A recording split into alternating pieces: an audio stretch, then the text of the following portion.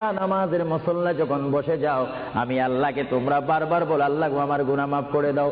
তারপরও আমি তোমাদের গুনাহ মাফ করে নিই। তারপরও তোমরা নিশি রাত্রে মানুষ যখন ঘুমে যায়, তোমার বিবি যখন ঘুম যায়, তোমার ছেলে যখন ঘুম যায়, তুমি নিশি রাত্রে ঠান্ডা পানি দিয়ে ওযু বানিয়ে নামাজের মুসল্লায় বসে তুমি আবার যখন ডাক দাও, রব্বুল আলামিন, পৃথিবীর কোনো মানুষ আমার গুনাহ সম্পর্কে জানে না, তুমি আমার গুনাহ সম্পর্কে জানো।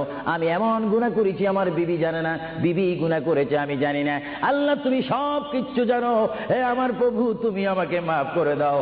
আমার আল্লাহ বলে, তারপরও যদি তোমাদেরকে আমি মাফ না করি, তারপরও বান্দা তোমরা আমার রহমতের দরজা থেকে ফিরে যাইও না।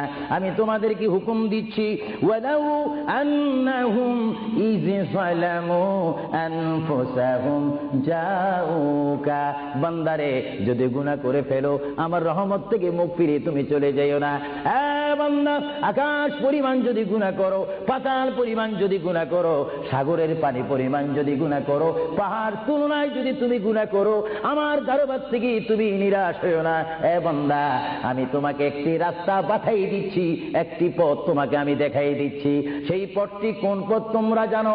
ওয়ালাউ আন্নাহুম ইয যালামু আনফুসাহুম জাউকা, বান্দারে যখন তোমরা বরবাদ হয়ে যাবে তখন তোমাদেরকে একটা পথ আমি তোমাদেরকে দেখাই দিলাম। সেই পথটির নাম হচ্ছে আমার রাসূলের মদিনা। জুড়ে বলেন সুবহানাল্লাহ। আমার নবীর দরবারে গিয়ে কেঁদে কেঁদে তোমরা বলো, ইয়া রাসূলুল্লাহ, ইয়া হাবিবাল্লাহ, আয়া কা ইয়া রাসূলুল্লাহ। আল্লাহ কোরআনে বলেছে, ওয়ালাউ আন্নাহুম ইয যালামু আনফুসাহুম জাউকা ফাস্তাগফিরুল্লাহ ওয়াস্তাগফার লাহুমুর রাসূল। আল্লাহ বলেছে, হে বান্দা, তোমরা ডানে না গিয়ে, বামে না গিয়ে, পিছে না গিয়ে তোমরা সরাসরি আমার নবীর কদমে চলে যাও। আমার নবীর কদমে গিয়ে আমি আল্লাহর দরবারে তোমরা তওবা করো। তওবা করতে করতে তোমাদের চোখের পানি যখন বাইর হয়ে যাবে, আর ওই মুহূর্তে যদি আমার বন্ধু যদি তোমাদের জন্য আমার দরবারে সুপারিশ করে, আমি আল্লাহ তোমাদেরকে ওয়াদা দিয়ে দিলাম, গ্যারান্টি দিয়ে দিলাম, আমার রাসূল যদি তোমাদের জন্য আমার দরবারে সুপারিশ করে, সঙ্গে সঙ্গে বান্দা তোমার অতীতের জীবনের কবিরা সগীরা গুনাহ মাফ করে দেব। জোরে বলেন সুবহানাল্লাহ। আরো জোরে বলেন। আমার আপনার গুনাহ মাফ করার জন্য রাসূলুল্লাহর দরবারে যাওয়ার দরকার আছে কিনা? চিৎকার জীবন আছে কিনা?